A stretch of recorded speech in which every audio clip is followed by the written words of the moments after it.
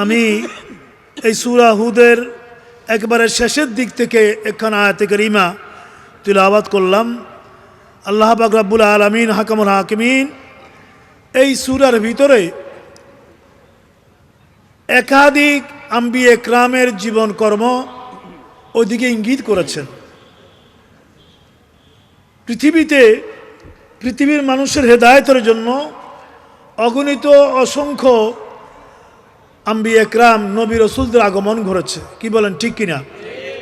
আমরা বলি 1,24,000 পয়গম্বর, অথবা বলি 3 লক্ষ, এরকম দুইটা রেওয়ায়েতে আছে।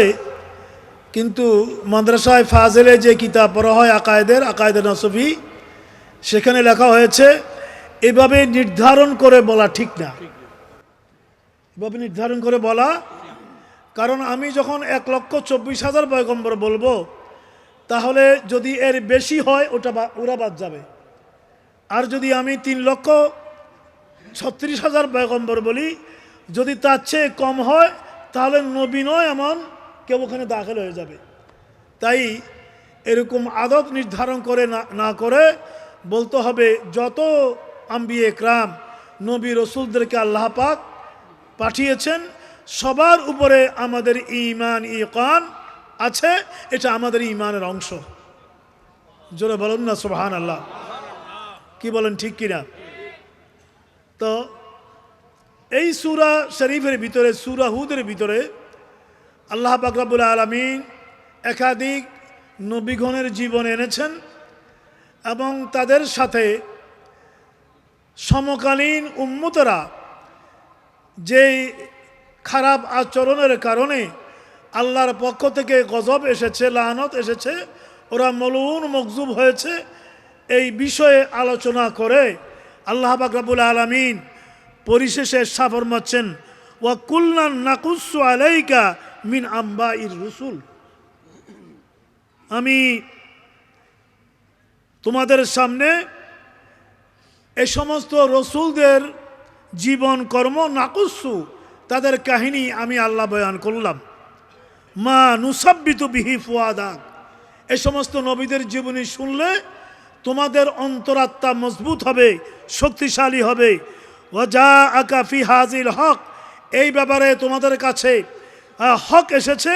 ওয়া মাওয়াইজা, নসিহত এসেছে, ওয়াজ এসেছে।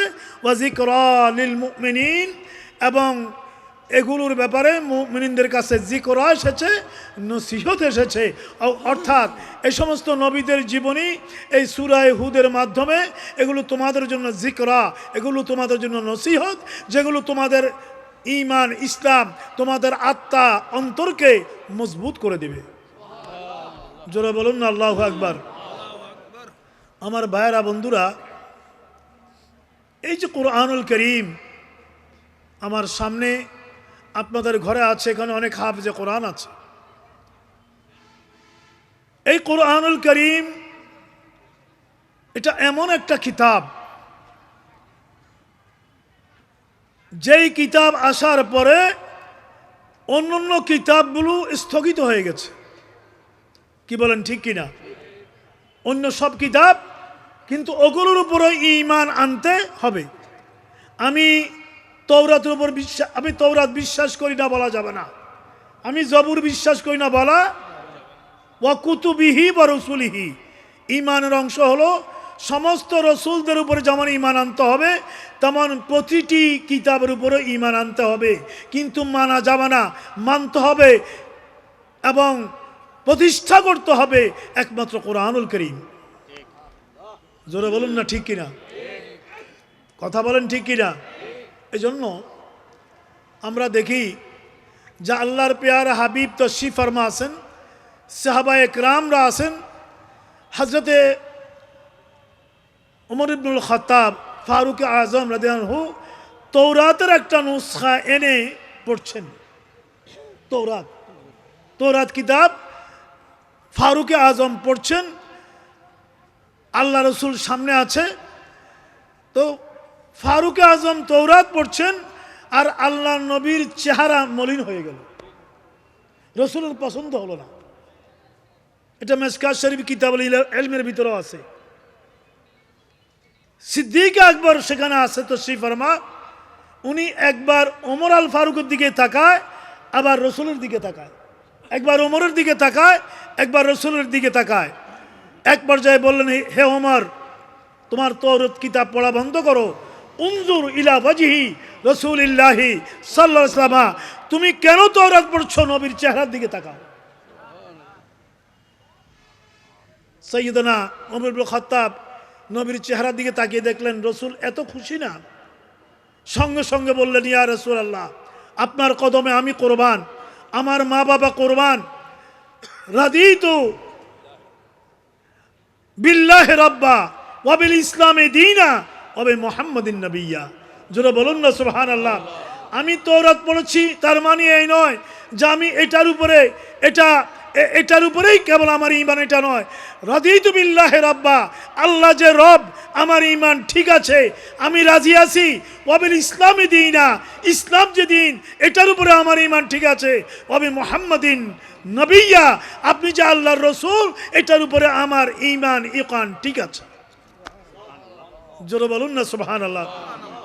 আল্লাহ রসুল বললেন, হে উমর, শুনো শুনো তোমরা, লাউ কানা মূসা হাইয়া, যদি মূসা কালিমুল্লাহ জিন্দা থাকতো, ওয়া আদরাকা নবুওয়াতি, আর আমার নবী, আমি নবীর নবুয়ত জামানা, এই নবুয়তের সময়ে সে থাকতো, পেত, লাত্তাবানি, মূসা কালিমুল্লাহ নিজেই তৌরাত বাদ দিয়ে আমি নবীর উপরে ঈমান এনে বলতো, লা ইলাহা ইল্লাল্লাহ মুহাম্মাদুর রাসূলুল্লাহ। এজন্য আমরা সেই মহান নবীর খায়রা কুনতুম খায়রা উম্মাহ, শ্রেষ্ঠ উম্মত হয়েছি, এজন্য আমরা খুশি কিনা? হাত তুলে দেখান, খুশি কিনা? আল্লাহ পাক কবুল করুন। শুধু খুশি হলে হবে না, অনেক দায়িত্ব আছে। এত বেশি মাহফিল সুন্নি জামাতের, আস্তে আস্তে আস্তে আমি পথে পথে অনেকগুলো মাহফিলের আওয়াজ শুনলাম। সারা বাংলাদেশে এত বেশি মাহফিল, ভালো, এত বেশি মাহফিল, কিন্তু সে অনুযায়ী হেদায়ত নাই। কথা বলেন ঠিক কিনা? অনুযায়ী হেদায়ত নাই। আমরা আজকে এই 2 দিন কত আলেমের ওয়াজ শুনলাম, হ্যাঁ, এর কারণ কি? ওয়াইজে কওম কি वो पुख्ता ख्याली न रही, बरक़े तबई न रही, शोला मकाली न रही। আল্লামা ইকবাল বলে, ওয়াইজদের জাতীয় বক্তাদের ইখলাস নাই, পুখ্তা খেয়াল নাই। এই সূরার ভিতরে ইরশাদ হয়েছে এক জায়গাতে যে আপনি বলে দিন, লা আসআলুকুম আলাইহি মালান,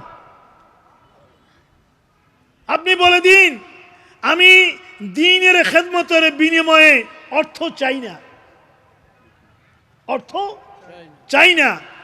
ইন আজরিয়া ইল্লা আলাল্লাহ, আমি দ্বীনের খেদমতের বিনিময়ে যেটা চাই ওটা আল্লাহর সাথে আমার কন্ট্যাক্ট হবে। কন্ট্যাক্ট কার সাথে? এখন আমরা কন্ট্যাক্ট করি কার সাথে? হ্যাঁ, কার সাথে কন্ট্যাক্ট করি? আমি না জায়েজ বলি নেই, আমি ওই সমস্ত ফতোয়া আমি দেই না। হেদায়েতটা কেন হচ্ছে না?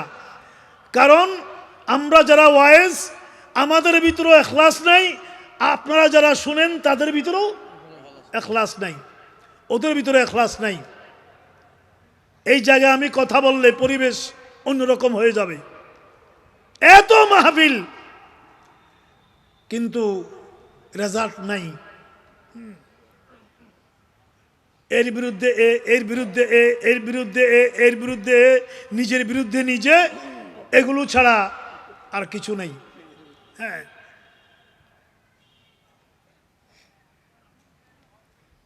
এটা অত্যন্ত দুঃখ লাগে। মাহফিলে এসে একটা 95% মুসলমান যে দেশে, সেই দেশে মুসলমানদের সামনে ওয়াজ করতে এসে প্রমাণ করতে হয় যে আল্লাহ রসুল ওনার আব্বা জান্নাতি। যে হাদিসে ওয়াজ করে গেল না, কেন করলো? কারণ আছে না? কিন্তু এটা দুঃখজনক। এটা মুসলমানদের সামনে প্রমাণ করতে হয় যে নবীর বাবা, নবীর আব্বা জান কেবলা, এটার উপরে ওয়াজ করতে হয়, এটা প্রমাণ দিতে হয়, এটার উপরে ওয়াজ করতে হয়। কারণ আমরাই একটা অংশ বলি নাউজুবিল্লাহ যে নবীর আব্বা আম্মা জাহান্নামী, আবার হাদিস থেকে হাদিসও পেশ করি, আবার আমাদেরকে ওই হাদিসকে খণ্ডাইতে হয়। আর কি কোনো কাজ নেই? ওয়াজ কি এটা? আর কোনো কাজ নেই। নবীর আব্বা জান আম্মা জান জান্নাতি না জাহান্নামী, এটা নিয়ে তোমার তো মাথা ব্যথা কেন? এটা নিয়ে ওয়াজ। আর তুমি যখন বলবো ওনারা নারী, তখন আরেকজন আলেম এটাকে খণ্ডানো ওর উপর ফরজ হয়ে যায়, ওর উপর ইমানি দায়িত্ব হয়ে যায়। এটা এস ফর এক্সাম্পল বললাম। এভাবে বহু কিছু আছে, বহু কিছু অসংখ্য, যেগুলো আপনাদের সামনেই এগুলো নিয়ে আমাদের ওয়াজ করতে হয়। তো আসল ওয়াজ আমরা কোন সময় করব? কি বলেন? কথা ঠিক আছে কি? আসল ওয়াজগুলো কোন সময় করব? কিভাবে সুদ বন্ধ হবে, কিভাবে জেনা বন্ধ হবে, কিভাবে ব্যভিচার বন্ধ হবে, কিভাবে ইসলামী অর্থনীতি কায়েম হবে, কিভাবে ইসলামী ব্যাংকিং হবে, কিভাবে কোরআন সুন্নাহর সমাজ হবে, কিভাবে সংসদ হবে, কিভাবে একটা ভালো ফ্রি অ্যান্ড ফেয়ার ইলেকশন হবে, সব কিছু কোরআনে হাকিমে আছে কি নাই? হাত তুলে বলুন আছে কি নাই? এই মাসে সিদ্দিক আকবরের ওয়াফাত 22 তারিখে না? কয় তারিখে? 22 তারিখে। খলিফাতুর রসুল, খলিফাতুর রসুল, খলিফায়ে আউয়াল, খলিফাতুল মুসলিমিন সাইয়েদনা আবু বকর সিদ্দিক রাদিয়াল্লাহু আনহুর ওয়াফাত এই মাসে। ওনার ওয়াফাত মানে ফারুক আজমের খেলাফতে আসেন, ঠিক কি না? একজনের যাওয়া মানে আরেকজনের আগমন। ফারুক আজমের খেলাফতে আসীন। ফারুক আজম খেলাফতে কিভাবে আসীন হলো? এই মাসে সিদ্দিক আকবরের জীবন কর্ম নিয়ে যদি আমরা আলোচনা করতে পারি, এবং ফারুক আজম কিভাবে দায়িত্বে আসলো, নট ক্ষমতায়,